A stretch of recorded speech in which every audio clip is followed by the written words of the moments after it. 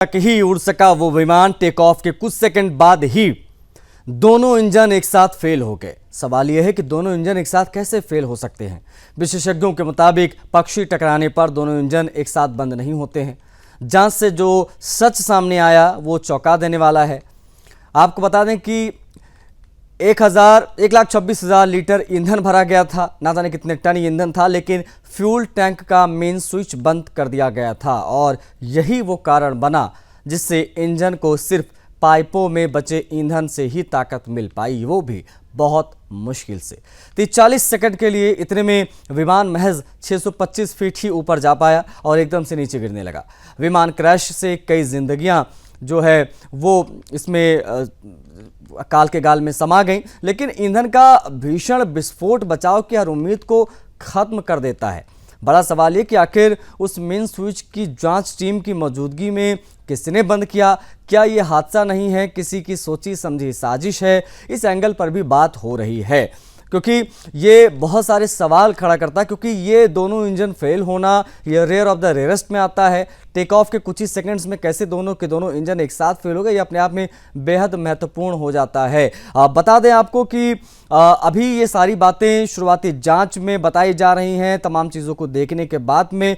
लेकिन हमारे साथ कनेक्ट हैं हिमांशु ओता जी, उनसे हम बातचीत करेंगे। एविएशन एक्सपर्ट हैं, वो हमारे साथ जुड़ रहे हैं। साथ साथ में उत्कल हमारे सहयोगी जो हैं वो गुजरात से कनेक्ट हो रहे हैं, उनसे भी हम बातचीत करेंगे। हिमांशु जी, शुरुआत में आपसे ही करूंगा सर, स्वागत है आपका।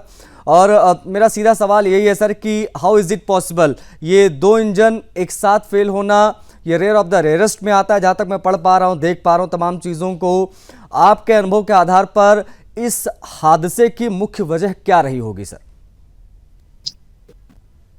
देखिए अजीज, कल से जब से ये हादसा हुई है, कई पायलट बंधुओं से हमारी बातचीत हुई है और वहां पर भी हमने जो एक अंदेशा आया था कि एक मल्टी इंजन एयरक्राफ्ट में, मेरी आवाज आ रही है? जी बिल्कुल सर, आपकी आवाज आ रही है। तो एक मल्टी इंजन एयरक्राफ्ट में एक साथ दोनों इंजन फेल्योर होना ये बहुत ही एक रेयर इंसिडेंट होता है, rarest of the rare incident होता है। और इसमें कारण एक ही जो हमारे पास आ रहा था, that will be A something between the fuel supply.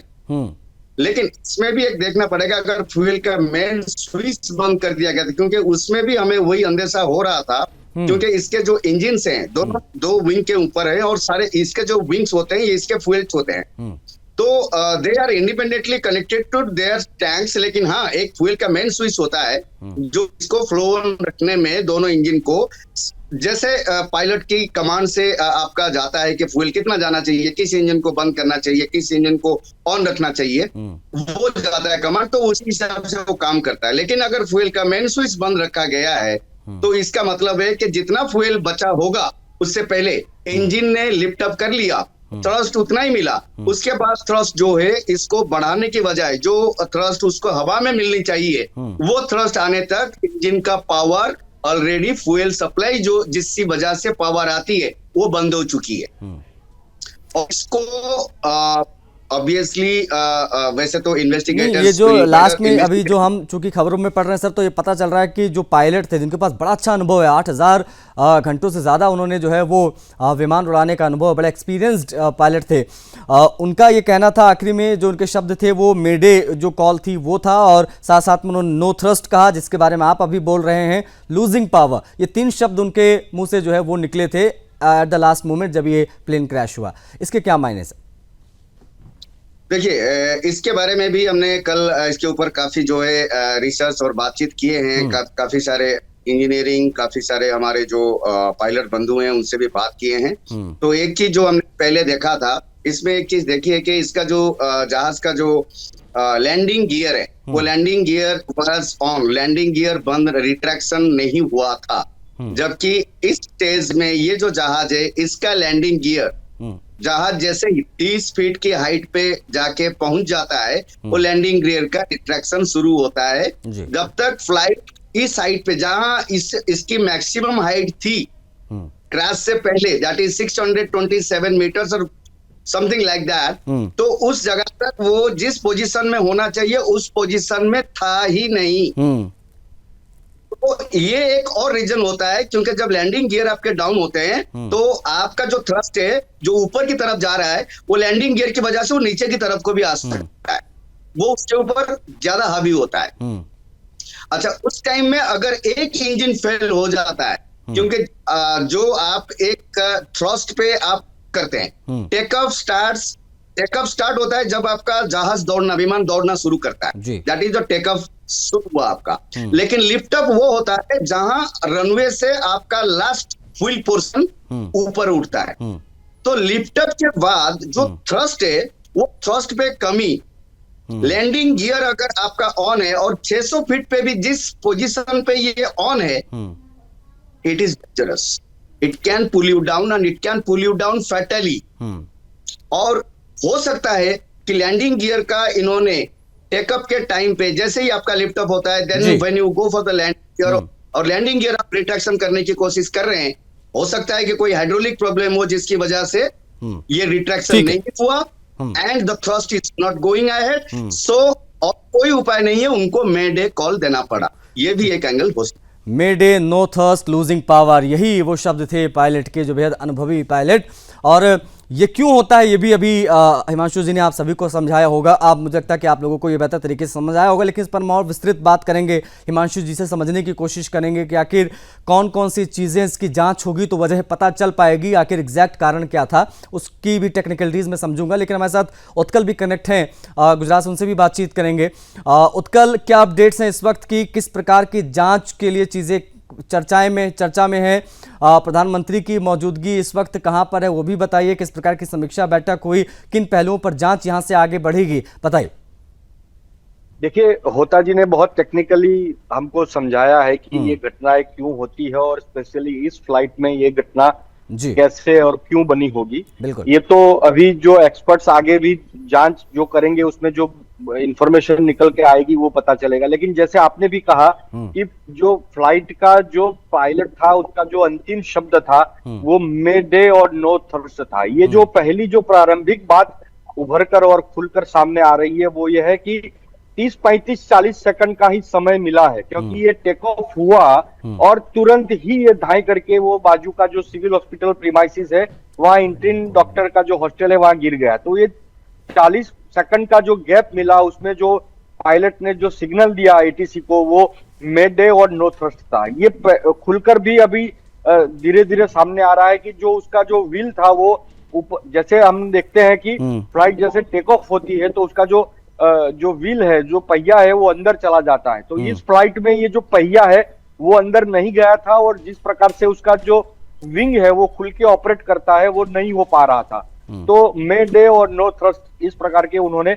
Message दिए हैं। अब तो जो ब्लैक बॉक्स सामने आएगा और वो उसमें क्या रिकॉर्ड हुआ है तो ज्यादा पता चल जाएगा। लेकिन एविएशन डिपार्टमेंट ने, मिनिस्ट्री ऑफ सिविल एविएशन ने एक जांच कमेटी बिठाई है जिसमें ये ड्रीमलाइनर जो बोइंग है उसका जो टेक्निकल विभाग होता है वो सिविल एविएशन और जांच एजेंसियां जो है वो मिलकर के उसकी जांच करेंगे कि उसमें क्या क्या टेक्निकल क्षतियां रही और स्पेशली इस फ्लाइट में क्या घटना हुई, क्योंकि ये बड़ा सुरक्षित माना जाता है। 2 इंजन वाला ये जो ड्रीमलाइनर है विश्व में सबसे सुरक्षित माना जाता है और इसमें ऐसी घटनाएं नहीं हुई है, दुर्घटनाएं हुई है लेकिन जाने गई हो, ऐसा मृत्यु हुआ हो, ऐसा पहली दुनिया में ये पहली घटना है। तो स्वाभाविक है कि टेक्निकल लोग जो हैं एविएशन के साथ जुड़े हुए उनमें भी चिंता है कि ये क्या हुआ होगा और कैसे हुआ होगा। सरकार इसकी जांच करेगी, क्योंकि चरखी दादरी में जो घटना हुई थी, चरखी दादरी में हम जानते हैं कि विमान दुर्घटना हुई थी, उसके बाद ये पहला सबसे बड़ा विमान हादसा है जहां 300 से ज्यादा जाने गई है, ऐसा दुर्घटना हुई है, ऐसी दुखद घटना हुई है। दूसरा कि प्रधानमंत्री आज आए हैं, उन्होंने घटनास्थल का दौरा किया, सिविल हॉस्पिटल में पीड़ितों से मिले हैं, घायलों से मुलाकात की है। इस हादसे में मारे गए सभी लोगों के प्रति उन्होंने संवेदना जताई है और इस हादसे में एक ही व्यक्ति जो जीवित बचा है उनसे भी उन्होंने मुलाकात की है। तो उनकी अभी जो बैठक है वो खत्म हुई है, उसकी अपडेट आते ही हम आपके पास पहुंचाएंगे और हमारे दर्शकों को उसकी जानकारी देंगे। ठीक है, आप बने रहिएगा उत्कल, हमारे साथ हिमांशु जी लगातार बने हुए। हिमांशु जी, जब जांच शुरू होगी तब किन चीज़ों को आधार बनाया जाएगा, मैं आपसे समझना चाहूँगा किन पहलुओं पर जांच शुरू होगी। जब बात होती है फ्लाइट डेटा रिकॉर्डर की यानी एफडीआर की, तो वो कितना महत्वपूर्ण होगा। सर, जो कॉकपिट का वॉइस रिकॉर्डर होता है वो कितना महत्वपूर्ण होगा, जरा समझाइए दर्शकों को आसान शब्दों में। हिमांशु जी। सर जो कॉकपिट वॉइस रिकॉर्डर है, जो डीवीडीआर उसको कहा जाता है, डिजिटल वॉइस रिकॉर्डर वो होता है। तो डिजिटली भी उसको वो करता है जिसका प्रिंट आउट निकल सकता है, और उस प्रिंट आउट को लेके भी जो है आप उनका जो पायलट के बीच, मतलब कॉकपिट में एक बार प्रवेश करने के बाद पायलटों के बीच में क्या बातचीत हो रही है वो सब कुछ उसमें रिकॉर्ड होता है। और ये एक ऐसा जो है इसका जो कंपार्टमेंट बनाया गया है, इसका जो बाहरी आस्तरण जो बनाया गया है वो टाइटेनियम का बना हुआ होता है। तो चाहे कितना बड़ा भी क्रैश हो जाए, ब्लैक बॉक्स कभी डिस्ट्रॉय नहीं होता जी। तो इसीलिए ब्लैक बॉक्स के अंदर जो डाटा है उसमें उनको ऑडियो रिकॉर्डर्स भी मिलेंगे, उनको डिजिटल रिकॉर्डर्स भी मिलेंगे। उसको पहले वो जांच करेंगे पायलटों के बीच में क्या बात हुई है, जब से उन्होंने एंट्री किए हैं, क्या जो अभी तक कुछ बातें आ रही है कि प्राइवेटाइजेशन होने की वजह से इन्होंने ज्यादा मुनाफा कमाने की वजह से ये कर दिया, तो उसका भी पता चलेगा कि हाँ पायलटों को पता था क्या ऐसा कुछ इस जहाज में कुछ था जिसको वो इतना कॉन्फिडेंट थे कि हाँ हम लेके जा सकते हैं, या ऐसा कुछ था नहीं। क्योंकि अगर ऐसा कोई चीज होता है, ऐसे लॉन्ग फ्लाइट जो कमांड पायलट होते हैं वो पहले से फर्स्ट ऑफिसर जो उनका सेकंड पायलट होता है, सेकंड ऑफिसर उनको बता देते हैं कि this is the problem, engineering has already informed us, इसका ये प्रॉब्लम अगर आएगा तो हम ये प्रोसीजर करेंगे। तो अगर ये बातचीत हुई होगी तो जरूर उनको वो भी रिकॉर्ड में मिलेगा। अगर वो नहीं है तो इंस्टेंट, जो कि हमें जीरो के बराबर लग रहा है कि ऐसा कुछ होगा, क्योंकि अगर वो होता तो उसके बारे में अभी तक जो है कुछ ना कुछ कहीं ना कहीं से कुछ ना कुछ पता चलता है। क्योंकि इतने थ्रस्ट पे लास्ट मोमेंट तक जब पायलट पहुंच रहे हैं और वहां से टेक ऑफ कर रहे हैं and it is going to 627 level तक वो जा चुका है, तो जो मोस्ट प्रोबेबल जो फैक्टर लग रहा है वो ये होगा कि some problem in the retraction of the जो लैंडिंग गियर है उसको रिट्रैक्शन करते हुए कुछ प्रॉब्लम आया है, और उसकी वजह से थ्रस्ट भी कम होने लगा है, पावर लॉस भी होने लगा है। हो सकता है कि उस टाइम में चीज मैं और समझना चाहूंगा सर। देखिए ये जो कुछ भी हुआ वो 27-28 सेकंड्स में हुआ, क्योंकि जो वीडियोस वायरल हो रही हैं जिसको आपने भी देखा होगा, वो प्लेन उड़ता है 27-28 सेकंड, मतलब जहां पर उसको ऊंचाई चाहिए थी वहीं से वो गिरना शुरू हुआ, एकदम से वो गिरता है। तो वो 27-28 सेकंड कितने महत्वपूर्ण रहेंगे जब डीजीसीए इसकी जांच करेगा। और दूसरी बड़ी चीज सर ये है कि जो उस जहाज, उस विमान की मेंटेनेंस हिस्ट्री थी, क्या उसको भी देखा जाएगा कि किस प्रकार से उसका मेंटेनेंस हो रहा था, क्योंकि ये चीजें चल रही हैं कि 2 दिनों से वो विमान खराब था। उत्कल कुछ कहना चाह रहे हैं सर, एक बार उनके रिएक्शन ले लेते हैं, उसके बाद मैं इस पर आपका जवाब चाहूंगा। उत्कल, सवाल पूछा है वो बड़ा इंपॉर्टेंट है, वो जवाब दे इससे पहले उनके जानकारी में और आपकी जानकारी में भी एक बात बता दूं कि ये जो बोइंग 171 है जो क्रैश हो गया, वो पिछले महीने 2 बार खराब हो चुका था, और अहमदाबाद कर्नावती एयरपोर्ट पर ही उसको रोका गया था, और जो पैसेंजर थे वो भी काफी परेशान हुए थे, जिसकी खबरें अखबारों में आई थी। ये वही प्लेन है, वो वही फ्लाइट है जो कल क्रैश हो गई। दूसरा एक इम्पोर्टेंट बात जो सामने आ रही है वो यह है कि जब उसने लंदन से उड़ान भरी थी तब भी वो 3 घंटा वहां टेक्निकल क्षति के कारण रुका रहा था। तो जो लंदन से यहाँ आ रहे थे वो भी एयरपोर्ट पर उसी फ्लाइट में 3 घंटे परेशान हुए थे। तो होता जी बता सकते हैं कि ऐसा, मैं समझ रहा हूँ, बिल्कुल बेहद महत्वपूर्ण पॉइंट आपने रेज किया है। हिमांशु जी, मैं चाहूंगा कि आप अपनी बात वहीं से बढ़ाइए जहां पर उत्कुल ने खत्म की, क्योंकि उन्होंने बताया कि वो कई बार खराब हो चुका था, और अभी जब डीजीसीए इसकी जांच करेगा तो मेंटेनेंस हिस्ट्री, उड़ान से पहले की जो रिपोर्ट्स होती हैं कि ये प्लेन बिल्कुल ओके है उड़ने के लिए, क्या उन चीज़ों को देखा जाएगा, वो ये कितना महत्वपूर्ण होगा। क्या ऐसा तो नहीं कि बहुत कंडम जो विमान है वो जबरदस्ती उड़ाया जा रहा था? जी नहीं, इसमें कोई कोताही नहीं बरती जाएगी। डीजीसीए की जो अभी अपने नागरिक विमानन महानिदेशालय हो या मंत्रालय हो, यहाँ पर रूल्स और इतने सख्त हो चुके हैं और इतने टाइट हो चुके हैं कि एक भी चीज बचकर इनके नजर से निकल नहीं सकता। छोटे से छोटे चीज भी ये लोग, हो सकता है कि एक छोटी ऑर्गेनाइजेशन मालूम पड़ रहा हो, लेकिन इन लोगों की इन्वेस्टिगेशन की कैपेबिलिटी NTSB से भी ज्यादा है, क्योंकि हम इन लोगों के साथ जब मिलते हैं, इनके बारे में इनके साथ जब बातचीत करते हैं, अभी पहले जो आपने जो आशंका जताई, ये मेंटेनेंस लॉगबुक इस जहाज का देखा जाएगा, साथ में इनके जो सर्विस बुलेटिन्स होते हैं वो अपडेटेड हुए हैं नहीं हुए हैं। अगर सर्विस बुलेटिन्स अपडेटेड हुए हैं तो उसमें भी कई चीज OEM मतलब बोइंग के ऊपर होता है।